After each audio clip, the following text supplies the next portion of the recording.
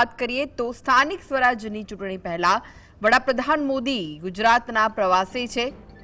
વડાપ્રધાનનું Ahmedabad airport પર આગમન થઈ ગયું છે। પીએમ મોદી તેમના પ્રવાસની શરૂઆત આધ્યાત્મિક વારસાના દર્શન સાથે કરવાના છે, જ્યાં ગાંધીનગરના કોબા ખાતે જૈન ઇતિહાસને સમર્પિત સમ્રાટ સંપ્રતિ મ્યુઝિયમનું લોકાર્પણ કરી અહિંસાનો વૈશ્વિક સંદેશ આપશે।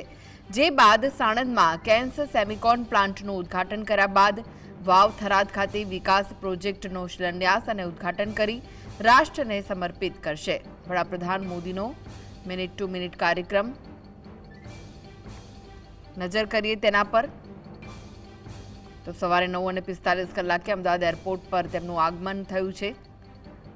10 કલાકે ગાંધીનગર કોબા તીર્થ પહોંચે। અહીં મહાવીર જયંતિના અવસરે શ્રી મહાવીર જૈન આરાધના કેન્દ્રમાં નવનિર્મિત સમ્રાટ સંપ્રતિ મ્યુઝિયમનું ઉદ્ઘાટન કરશે અને જનસભાને સંબોધિત કરવાના છે। તો બપોરે 12:45 સાણંદ પહોંચે। અહીં તેઓ કેન્સ સેમિકોનના અત્યાધુનિક સેમિકન્ડક્ટર પ્લાન્ટનું લોકાર્પણ કરવાના છે, જે ભારતનું બીજું કાર્યરત સેમિકન્ડક્ટર યુનિટ છે। બપોરે 3:30 હેલિકોપ્ટર મારફતે બનાસકાંઠાના ડીસા એરફોર્સ સ્ટેશન પહોંચવાના છે।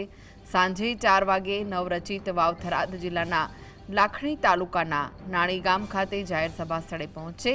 સાંજે 4 થી 5:15 ₹20,000 કરોડથી વધુના વિકાસ કાર્યોનું લોકાર્પણ અને ખાતમુહૂર્ત કરવાના છે। તો અમદાવાદ ધોલેરા એક્સપ્રેસવેનું લોકાર્પણ પણ કરશે। ખેડબ્રહ્મા હિંમતનગર અસારવા ટ્રેનને લીલી ઝંડી આપી પ્રારંભ કરાવશે। પીએમ આવાસ યોજના હેઠળ 38,000થી વધુ પરિવારોનો ગૃહ પ્રવેશ કરાવશે। તો વિશાળ જનસભાને સંબોધન કરવાના છે। સાંજે 5:30 ડીસાથી સીધા આસામ જવા માટે રવાના થશે।